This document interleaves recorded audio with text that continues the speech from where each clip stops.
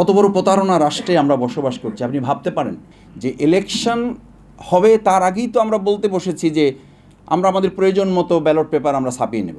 একটা নির্বাচনের জন্য আমরা এই 15টা বছর লড়াই করি নাই, রিয়েলি করি না। আমি একজন ভোটার হিসেবে বলছি, আমি তো 15 বছর ভোট দিতে পারি নাই। আমাদের সম্মানিত নাগরিকদের প্রতি আমাদের যতটা না যত্ন, তার চেয়ে ইলেকশন মেকানিজমে যারা থাকেন তাদের প্রতি আমাদের যত্ন আত্মীয়তা অলরেডি বেড়ে গেছে। এবং পাবলিক কনসেন্ট্রেশনটা আমাদের যারা প্রতিনিধিত্ব করবেন ভবিষ্যতে, তারা সেই জায়গা থেকে অনেকটা দূরে সরে এসে যারা ইলেকশন পরিচালনায় সম্পৃক্ত তাদের পিছন ছোটা শুরু করেছেন। ফেসিবাদী রাষ্ট্র ব্যবস্থার আরেকটা চরিত্র হচ্ছে নির্বাচন নিয়ে যে তাড়াহুড়া দেখেন, এটা শুধু যে ক্ষমতা পাওয়া তা না। আমি অনেকের সাথে এলাকায় কথা বলে দেখেছি, বলছে মাসুদ ভাই টায়ার্ড হয়ে গেছে, আর কতদিন এভাবে করা যায় না। অভিনয় তো করার একটা আপনি যখন সিজনাল ওয়ার্ক করেন, ন্যাচারাল ওয়ার্ক করেন, তখন তো আপনার স্ট্রেস লাগে না, কিন্তু আপনি যখন অভিনয় করেন তখন দ্রুত কিন্তু হিরো বা হিরোইন যারা থাকে ওখান থেকে বেরিয়ে আসতে চায় যে ভাই সেট কখন শেষ হবে। কারণ সেট শেষ না হলে তো আমার ন্যাচারটাতে আমি ফিরে যেতে পারছি না। আমি তো এরকম না, আমি যা করতেছি এটা তো আমার আসল ক্যারেক্টার না, আমাকে দেখে ফিরে যেতে হবে। মাসুদ ভাই ঘুমাতে পারি না, রেস্ট নিতে পারি না, পরিবারকে সময় দিতে পারি না। তা আমি বললাম তারপরে 5 বছর, বলছে তারপরে 5 বছর তো এইটার আমার অত হেডেক থাকবে না। কিন্তু এখন যতক্ষণ ইলেকশন গোল পর্যন্ত না বুঝতে পারছি, তখন তো একটা বিরাট স্টেজ, ফজরে আমার কথা শুনতে হয়, রাত 3টা পর্যন্ত আমার ড্রয়িং রুমে লোক বসে থাকে, এটা আমাকে হজম করতে হয়। This is too much. তা আমি বললাম যে ইলেকশন যখন শেষ হয়ে যাবে তখন এই মানুষগুলো কোথায় যাবে? বলছে যে এটার জন্য আমার লোক সেট করা আছে, ওনারা এগুলো দেখবেন। কত বড় প্রতারণা রাষ্ট্রে আমরা বসবাস করছি আপনি ভাবতে পারেন। আমি মাঝে মধ্যে খুব লজ্জিত হই, বিশ্বাস করেন। সাংবাদিক বিরোধী এখানে আছেন, খুব কষ্টও হয়। যেমন একটা রাষ্ট্রে আমরা বাস করি, সকাল সন্ধ্যা, সন্ধ্যা সকাল, প্রতিটা সেকেন্ড একটা মিথ্যার মধ্যে জীবনযাপন করছি, একটা অলীক জীবনযাপন করছি, একটা আর্টিফিশিয়াল লাইফ আমরা মানুষের কাছে অ্যাড্রেস করছি। একটু আগে আমার শ্রদ্ধেয় খ্যাতিমান আলোচক অ্যাডভোকেট আবু হেনা রাজ্জাক ভাই বলেছেন যে মাইক্রোফোন আসলে আমরা রাজনীতিবিদ যারা আছি এনজয় করি। আমি ব্যক্তিগতভাবে বলি আমরা এখন এটাকে ভয় করি, অসম্ভব ভয় করি।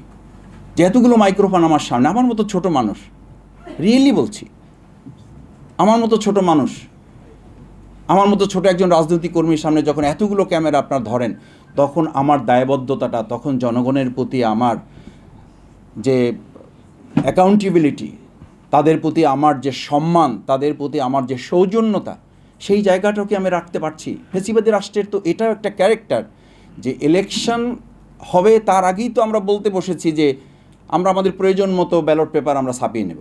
আমরা তো ইলেকশনের আগেই বলতে বসেছি যে ইলেকশন কি হবে হবে না, আমরা আমাদের মতো ডেট যদি দেরি করেন ডেট করে ফেলবো। আপনি দেখেন ফেসিবাদী রাষ্ট্রের আজকে আপনি ইলেকশন করতে যাবেন, যারা ইলেকশন করতে যাচ্ছেন, এমন কোনো রাস্তা আছে এলাকায় যে রাস্তায় গাড়ি নিয়ে ঢুকতে পারবেন না, রিক্সা নিয়ে ঢোকা যায় না, মোটরসাইকেল নিয়ে ঢোকা যায় না, হাঁটার মতো অবস্থা নাই। আমি এরকম 2-4টা বিষয় নিয়ে কথা বলেছি। এখন যারা অন্তর্বর্তী সরকারে আছেন, যারা রাষ্ট্র সংস্কার করবেন, রাস্তা সংস্কার, স্কুল সংস্কার, মাদ্রাসা, মন্দির, মসজিদ, এই সংস্কারিতেও আমাদের অবস্থা খারাপ। কথা বললেই এখন তো ইলেকশনের ডেট ডিক্লেয়ার হয় নাই, তো তার আগে এখনও কোথাও কথা বললে, কোথাও না, ম্যাক্সিমাম কথা বললেই বলে যে ভাই এগুলো আমাদের কাজ না, এগুলো আপনারা এসে করবেন, আমরা একটা নির্বাচন করতে এসেছি। আমি খুব অবাক হই যে 2024-এর 5ই আগস্ট, জুলাই আগস্টের গণ অভ্যুত্থানে এতগুলো মানুষের জীবনের মধ্য দিয়ে কি সত্যি, আমি একজন রাজনীতির সাধারণ কর্মী হিসাবে বলছি, এবং আমাকে বাংলাদেশ জামাত ইসলামী একটা এলাকায় কাজ করার জন্য আমাকে নির্দেশ দিয়েছে, সেই হিসাবে বলছি যে একেবারে আপনারা সাক্ষী আছেন, আল্লাহ সাক্ষী আছেন, সামান্যতম কোনো লোভ থেকে নিজেকে ফিরে রেখে বলছি একটা নির্বাচনের জন্য আমরা এই 15টা বছর লড়াই করি নাই, রিয়েলি করি না। আমি একজন ভোটার হিসাবে বলছি, আমি তো 15 বছর ভোট দিতে পারি নাই। এখন এই কথা বললে ভোটের প্রতি আমাদের সম্মান নেই, একথা বললে জনগণের প্রতি আমাদের আস্থা নেই, একথা বললে আমরা নির্বাচনকে বিলম্বিত করতে চাই। আরে ভাই, নির্বাচনকে বিলম্বিত করতে চান, নির্বাচনের পর কী হবে? নির্বাচনের পর তো আপনাকে আমাকে খুঁজেই পাওয়া যাবে না। আমি এসি রুমে ঢুকে আমার দরজা লক। যার কাছে ফজরের পরে দেখা করা যেত, তার সাথে দেখা করার জন্য আমি শফিকুল ইসলাম মাসুদ দুপুর 12টা পর্যন্ত বসে থেকেছি। জিজ্ঞেস করতাম যে ভাই ওনার সাথে তো আগে ফজরের পরে দেখা করা যেত মসজিদে। এই জন্য এখন দেখবেন মসজিদে বক্তব্য হচ্ছে, আমাদের বক্তৃতায় আসতেছে রাজনীতিবিদদের যে নির্বাচন পর্যন্ত ফজরের নামাজ মসজিদে পড়তে হবে। What's happening? This is very interesting.